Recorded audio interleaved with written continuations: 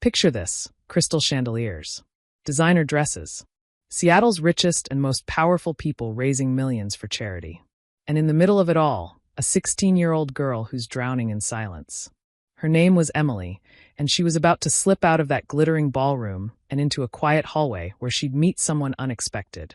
A man in a blue work uniform who would speak to her in a language nobody else in that building had bothered to learn. This is the story of how a janitor and a CEO's daughter changed everything. And I'm telling you right now, you're going to want to stay until the end. Welcome to Voice of Granny. While you are here, please hit the subscribe button and comment your view on the story and where you're watching from. You know, sometimes the loneliest place in the world isn't an empty room. Sometimes it's a room full of people who can't see you, even when you're standing right in front of them. Let me tell you about Emily Parker.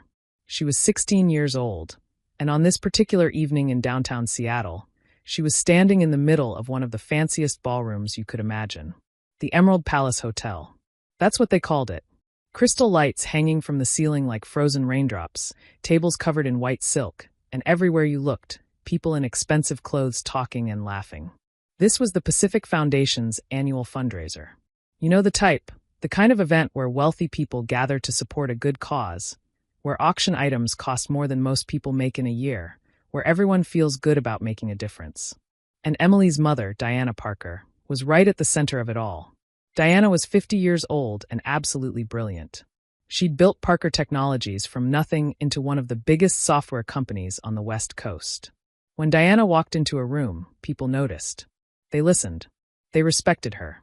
And tonight, she'd organized this entire event to raise money for children's education programs across the city. Standing beside her mother, Emily looked like she belonged in this world of luxury. Her emerald green dress matched her eyes perfectly.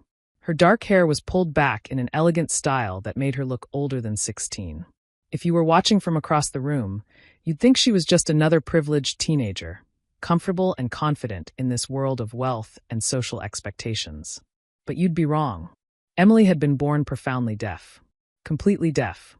And while her mother's money could buy a lot of things, the best schools, the finest hearing aids, private tutors, speech therapists, it couldn't buy the one thing Emily desperately needed. Connection. Real, genuine human connection. See, here's what most people don't understand. Diana had tried everything to help her daughter fit into the hearing world.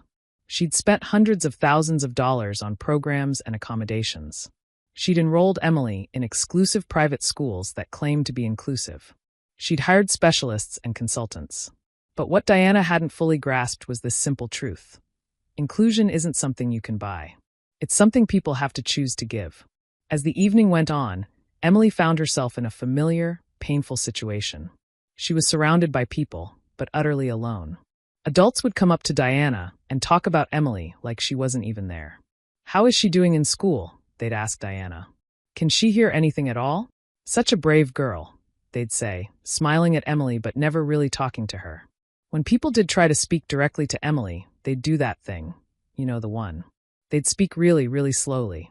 They'd exaggerate every word with their mouths, thinking that would help her understand. Some would practically shout, as if volume made any difference at all. They meant well. They really did. But not one of them realized that Emily's primary language was American Sign Language, ASL, and not one of them had bothered to learn even the most basic signs. Emily could read lips reasonably well. She'd had years of training. But lip reading is exhausting, and it's far from perfect. Plus, it only works when people actually face you, speak clearly, and don't cover their mouths. In a crowded, noisy ballroom with dim lighting and people constantly turning away, it was nearly impossible. She felt invisible. Worse than invisible, actually. She felt like a prop in her mother's world. Something people could point to and say, "Look how inclusive we are. Look how we help people with disabilities."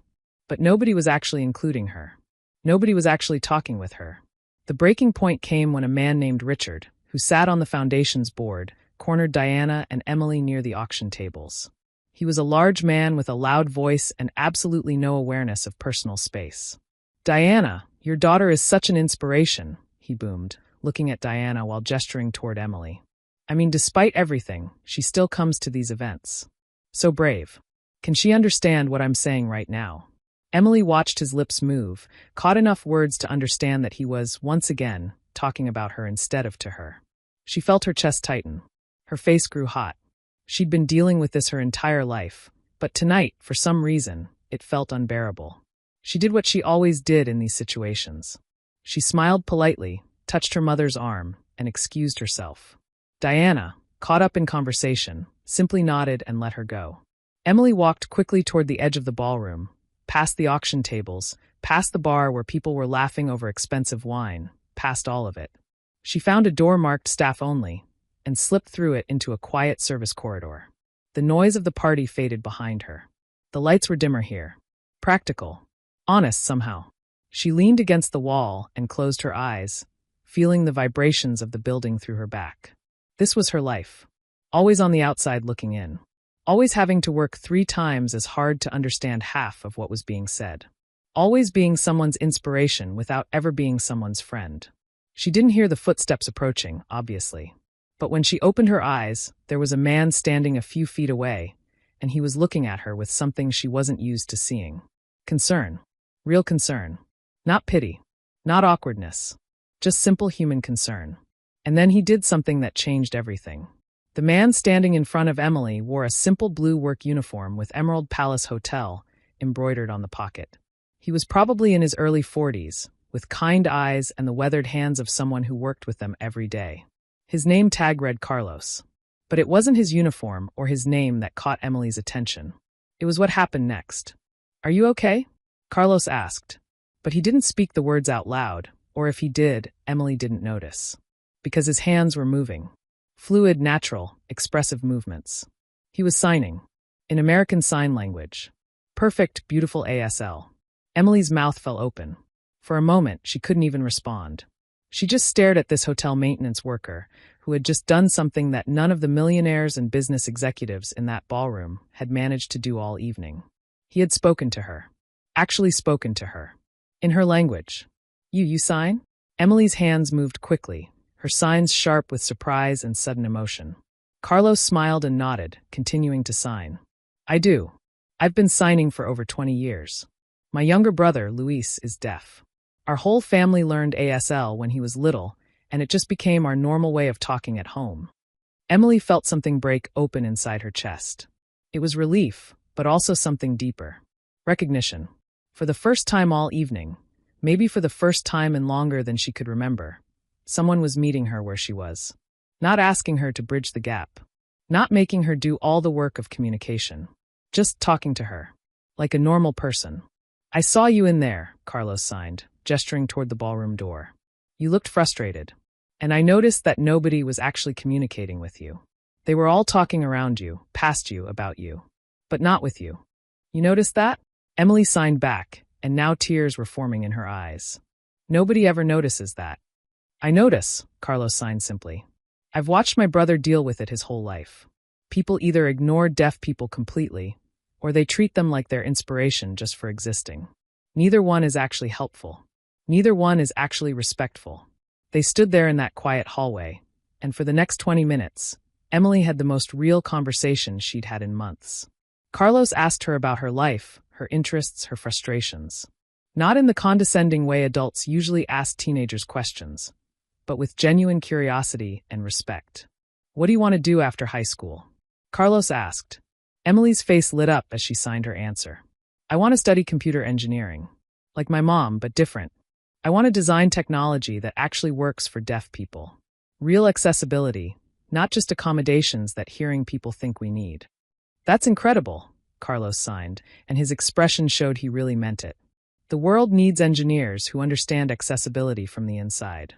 Not people designing for us, but people designing with us." "Exactly." Emily's signs were emphatic now, excited. "You get it. Most people don't get it. They think if you give a deaf person a hearing aid or closed captions, problem solved. But it's so much more complicated than that. It's about how systems are designed from the beginning. It's about who gets included in the design process." Carlos nodded thoughtfully. "My brother says the same thing. He works as a graphic designer now, and he's always talking about how most design programs don't consider deaf users at all. Everything assumes you can hear alerts and notifications." They kept talking, or signing rather. Emily told him about school, about how exhausting it was to be the only deaf student in a hearing school where nobody else signed. about how lonely it felt to be surrounded by people who claimed to support her, but never actually learned how to communicate with her. The worst part, Emily sighed, her movements slowing down as she tried to express something difficult, is that my mom tries so hard. She really does. She pays for everything. The best schools, the best therapists, everything. But she doesn't sign. She never learned. She keeps trying to buy solutions instead of just learning my language. Carlos's expression was compassionate but honest. Have you told her how you feel? I try, Emily sighed. But she's always so busy. And I think she believes that if she spends enough money, if she finds the right program, eventually I'll be able to function in the hearing world without anyone having to change anything. She means well. But she doesn't understand that what I need isn't more accommodation. I need actual communication. Their conversation was interrupted by the sound of the door opening. Diana Parker stepped into the corridor, her expression shifting from concern to confusion as she took in the scene. Her daughter, standing in a service hallway, in the middle of what was clearly an animated conversation with a hotel employee. Emily, there you are. I was worried when you didn't come back, Diana said, speaking carefully so Emily could read her lips. Then she looked at Carlos, and her voice took on that polite but slightly cool tone people use when they're trying to understand a situation that doesn't quite make sense. Is everything all right here?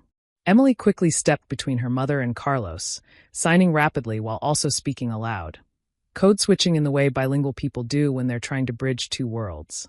Mom, this is Carlos. He's been talking to me. Actually talking to me. In ASL. It's the first real conversation I've had all night. Diana looked at Carlos with new eyes.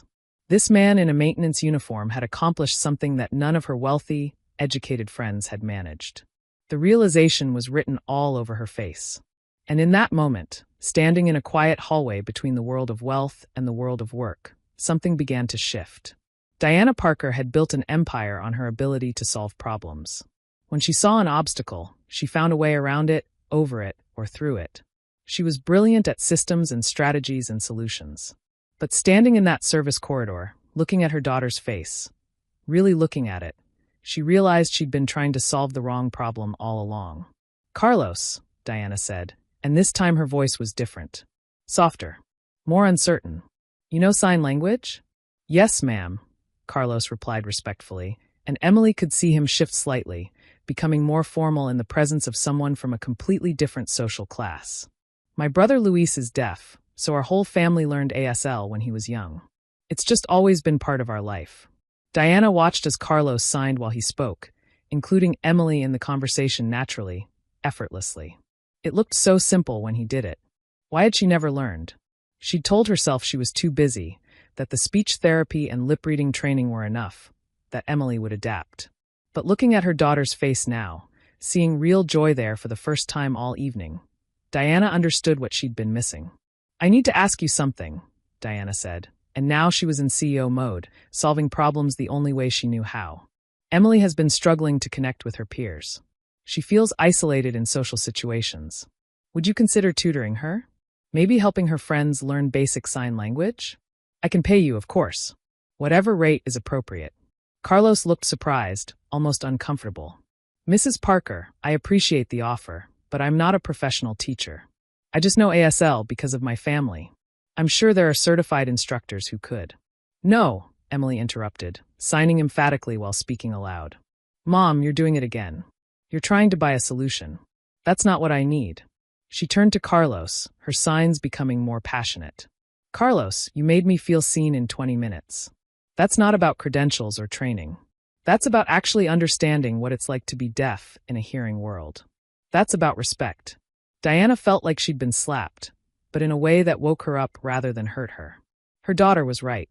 She'd been throwing money at the problem instead of actually listening to what Emily needed. You're right, Diana said quietly, and Emily's eyes widened in surprise at hearing her mother actually admit she was wrong. I've been approaching this all wrong, haven't I? Emily nodded, tears forming in her eyes again. Diana took a deep breath and looked at Carlos with new purpose. What if we approach this completely differently?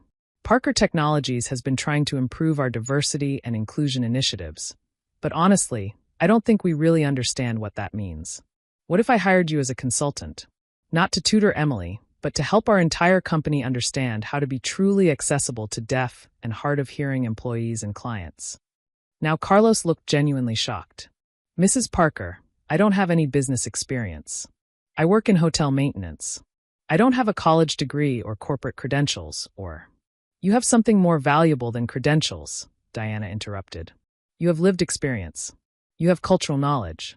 You understand what deaf people actually need instead of what hearing people think they need. That's exactly what we're missing. Emily was bouncing on her toes now, signing excitedly. Carlos, this could be amazing. You could help create programs that actually work. Not programs designed to make hearing people feel good about themselves, but programs that actually serve deaf people. Real inclusion, not performative inclusion.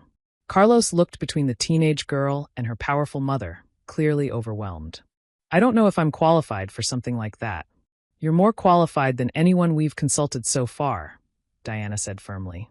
And if you're worried about credentials, we can arrange for training. But your perspective, your understanding, that's what we need. That's what Emily needs. That's what the deaf community needs. There was a long moment of silence, or what passed for silence in Emily's world. The three of them stood there in that hallway, and something unspoken passed between them. A recognition that this chance meeting might actually be the beginning of something important. Can I think about it? Carlos asked finally. Of course, Diana said. But please seriously consider it. And in the meantime, she paused, looking at her daughter, really seeing her. Emily, would you teach me? Would you teach me to sign? Emily's hands flew up. Really? You want to learn ASL? I should have learned years ago, Diana admitted, and her voice cracked slightly. I kept telling myself you were learning to function in my world, but I never tried to enter yours. That wasn't fair to you. It wasn't fair, and it wasn't love. Real love means meeting someone where they are. Emily threw her arms around her mother, and Diana hugged her back, feeling her daughter's body shake with emotion. Over Emily's shoulder, she saw Carlos smiling, nodding with approval. There's something else, Emily signed when she pulled back, and now her expression was determined. I don't just want to learn to function in the hearing world. I want to change the hearing world. I want to make it more accessible. Carlos, if you take this job, I want to help. I want to be part of creating real change. You're 16, Diana started to say, but then she stopped herself. Emily had been advocating for herself her entire life. She'd been navigating a world that wasn't designed for her since she was old enough to understand she was different. Who was Diana to tell her she couldn't be part of the solution? You're right, Diana said instead. You should absolutely be part of this. If Carlos agrees to consult with us, you two should work together. Your perspective as a young person, his experience as a sibling and community member, that's exactly what we need. Carlos looked at Emily, saw the hope and determination in her eyes, and felt something shift in his own understanding of his life. He'd always thought his job was simple, small, unimportant. He cleaned floors and set up rooms and refilled water glasses. His knowledge of ASL was just something he'd learned for his family, nothing special. But maybe it was special. Maybe his lived experience, his cultural knowledge, his understanding of what deaf people actually needed. Maybe that was valuable after all. Maybe he could make a difference in a way he'd never imagined. Okay, Carlos said finally, a smile spreading across his face. Let's do it. Let's try to change things. And in that quiet hallway, between the glittering ballroom and the service areas where most people never looked, three people from completely different worlds made a commitment to build something new together. 6 months passed, and the transformation was remarkable, not just in what had been built, but in how it had been built. Carlos Rivera had become Parker Technologies' first director of accessibility and inclusion. It still amazed him sometimes, walking into that glass and steel office building in downtown Seattle, taking the elevator to the 10th floor, entering an office with his name on the door. But what really mattered wasn't the title or the office. It was the work. From day one, Carlos had insisted on doing things differently. When Diana wanted to hire expensive consultants to develop training programs, Carlos had said, "No, let's talk to the deaf community first. Let's ask them what they actually need." So they did.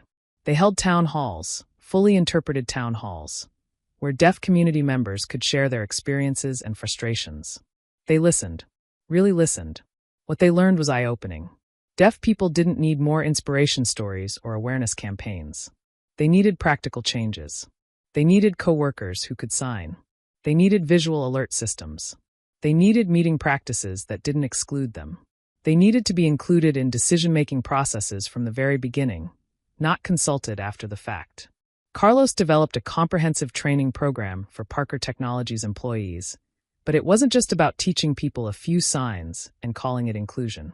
It was about changing the entire culture of the company. Every new employee now went through mandatory ASL basics training, not to become fluent, but to learn enough to have simple conversations. Every department had to evaluate their communication practices and identify barriers that deaf or hard of hearing employees might face. But the most revolutionary change was this. Parker Technologies began actively recruiting deaf employees. Not as a diversity checkbox, but because Carlos and Emily had argued convincingly that deaf people brought unique perspectives to technology design.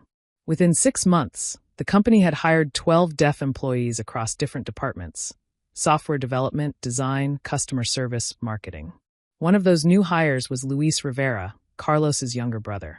Luis had been working as a freelance graphic designer, struggling to find full-time work because most companies weren't willing to accommodate his communication needs. Now he was leading a team developing more accessible user interfaces for Parker Technologies products. It's not about making products for deaf people, Luis explained in one company presentation, signing while an interpreter voiced his words. It's about making products that work for everyone. Good accessibility design benefits everyone, not just disabled people. Emily had become Carlos's unofficial partner in all of this work. She'd started a youth advisory board, a group of deaf and hard of hearing teenagers who met monthly to provide feedback on the company's accessibility initiatives. These weren't token meetings where adults pretended to listen. These were real strategy sessions where young people's insights shaped actual policy decisions. You can't create inclusive spaces without including the people those spaces are meant to serve, Emily said in a presentation to the company's leadership team. And you can't just include us at the end of the process and call it consultation. We need to be there from the very beginning, helping make decisions, not just reacting to decisions that have already been made.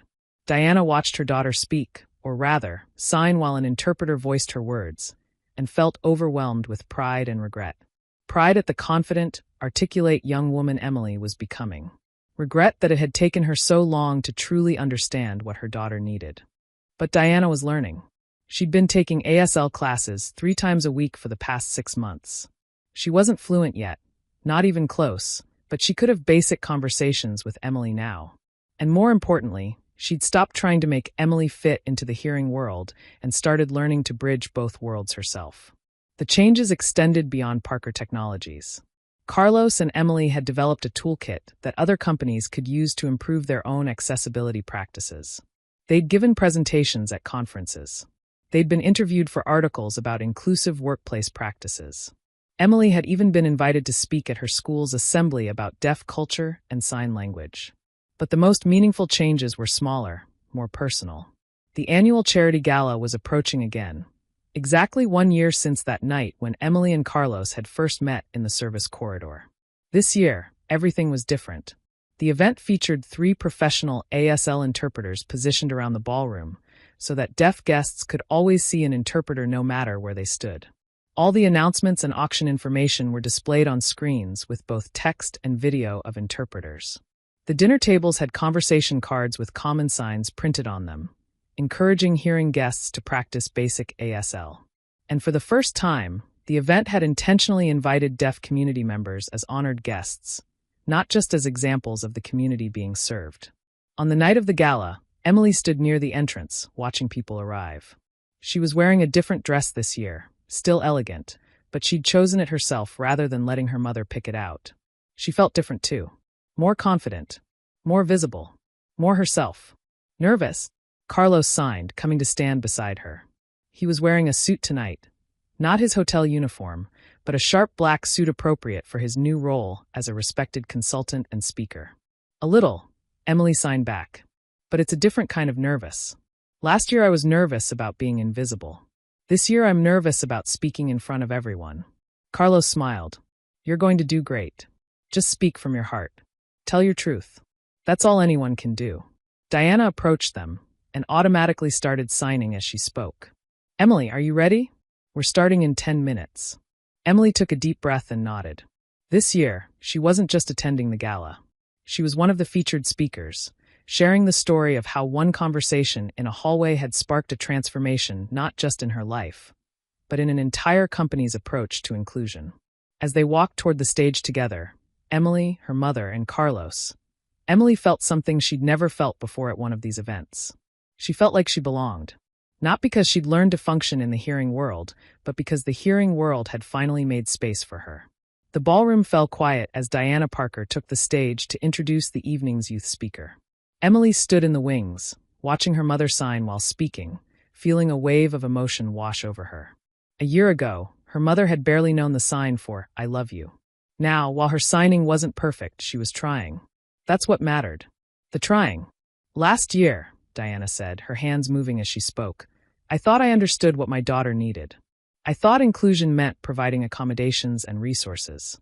I thought if I spent enough money, I could solve any problem. But I was wrong." She paused, looking out at the audience. Many faces she recognized from last year's event. But there were new faces too, deaf community members, ASL interpreters, advocates, and allies who had become part of this new vision of what inclusion could look like. "My daughter taught me that inclusion isn't something you buy. It's something you build together with the communities you're trying to serve. And sometimes the most important lessons come from the most unexpected teachers." Diana gestured toward the wings, and Emily walked onto the stage. Carlos stood near the front with Luis, ready to provide interpretation. Emily took her place at the podium, took a deep breath, and began to sign. Her movements were confident, expressive, and powerful. "Last year, I stood in this very ballroom feeling completely invisible," Emily signed, and Carlos's voice followed her hands, giving voice to her words. "I was surrounded by hundreds of people, but I was utterly alone. Nobody was talking to me. Nobody was even trying to communicate with me. I was just the deaf girl, the CEO's daughter, someone to feel sorry for or inspired by, but never someone to actually connect with." She paused, letting that sink in. "Then I met Carlos, a hotel maintenance worker who did something revolutionary. He talked to me, in my language, like I was a real person with thoughts and dreams and opinions that mattered. And that one conversation changed everything." Emily looked out at the audience, making eye contact with people throughout the room. "Here's what I want you to understand. Inclusion isn't about fixing people. It's not about making disabled people more normal or more comfortable for you to deal with. Real inclusion means changing systems so that everyone can participate fully, authentically, as themselves." She shared stories from the past year, the challenges of building a truly inclusive workplace, the pushback they'd faced from people who thought they were going too far, the moments of breakthrough when someone finally understood what they were trying to achieve. Some people asked us, "Why do we need to teach everyone sign language? Why can't deaf people just learn to read lips or use interpreters?" Emily signed, and her expression showed both frustration and determination. "And here's what I told them. Why should deaf people always have to do all the work of bridging the gap? Why can't hearing people meet us halfway? Why can't you learn our language instead of always expecting us to adapt to yours?" The audience was completely focused on her now. Even the hearing people who didn't know sign language could feel the power of her message through Carlos's interpretation. "This past year, I watched my mother, one of the most powerful businesswomen in this city, sit down and learn ASL like a beginner student. I watched her struggle and make mistakes and keep trying. I watched Carlos, someone our society tells us isn't important because he doesn't have a fancy degree, transform an entire company's culture because he understood something that money couldn't buy.